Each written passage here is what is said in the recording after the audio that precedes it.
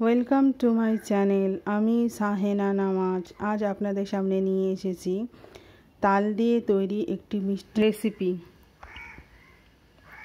খুবই টেস্টি এবং ভিন্ন ধরনের। আপনারা সকলে ট্রাই করতেই পারেন। ট্রাই করুন এবং আমাকে কমেন্টে জানান। প্রথমেই এর জন্য লাগবে ময়দা 250 গ্রাম মতো নিয়েছি। স্বাদ মতো লবণ নেব, 1 চুটকি বেকিং সোডা, 2 চামচ রান্নার তেল। খুব ভালোভাবে ময়ান দিয়ে নেব। ময়ানটা যেন ভালো হয়, তবে জিনিসটা ভাজার সময় মুচমুচে হবে। খুবই অল্প পরিমাণ জল দেবো।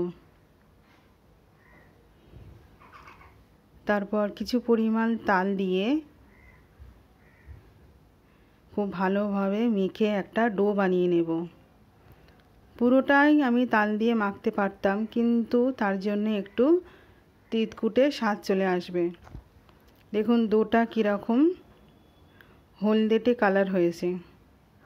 প্লিজ বন্ধুরা, যারা আমার চ্যানেলটি দেখছেন তারা লাইক, শেয়ার এবং সাবস্ক্রাইব করে দিন। 20 মিনিটের মতো রেস্টে রাখার পর ডোটিকে 4 ভাগে ভাগ করে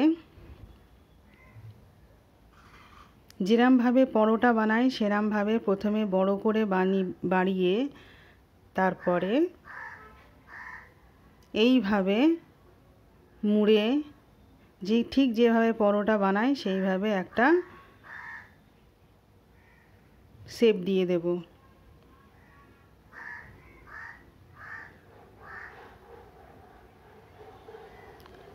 এই রকম একটা চৌকো শেপ দেব। এটি আমাদের খুবই প্রিয় একটি খাবার। এটা মায়ের কাছ থেকে শেখা।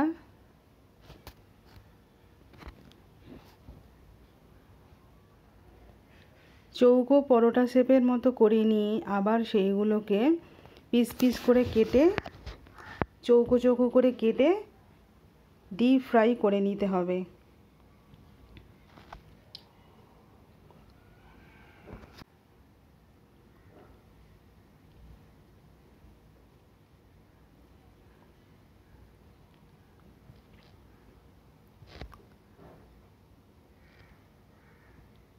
দেখুন কি সুন্দর ফুলে উঠছে।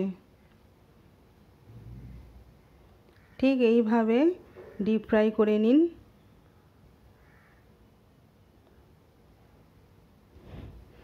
ভালো মতো কালার চলে এলে ওগুলোকে তেল থেকে উঠিয়ে নেব। এইভাবে আমরা পুরোটা ভেজে নেব।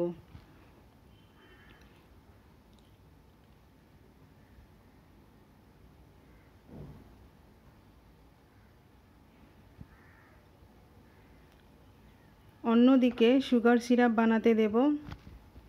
অল্প পরিমাণ জল নিয়ে তাতে 2টি এলাচ, ছোট এলাচ থেতো করে জলে দিয়ে 4 চামচ চিনি, বড় চামচের 4 চামচ চিনি দিয়ে একটি চিনির সিরাপ বানিয়ে নেব।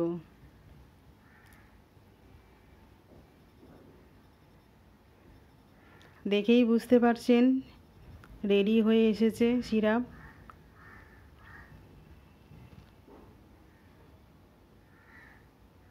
হাতে দিয়ে দেখে নেব তার কাটছে কিনা, তাহলে জানবো যে সিরাপটা রেডি। খুব গরম অবস্থায় সিরাপটা যখন থাকবে তখন আমরা এগুলো রসে দেব না।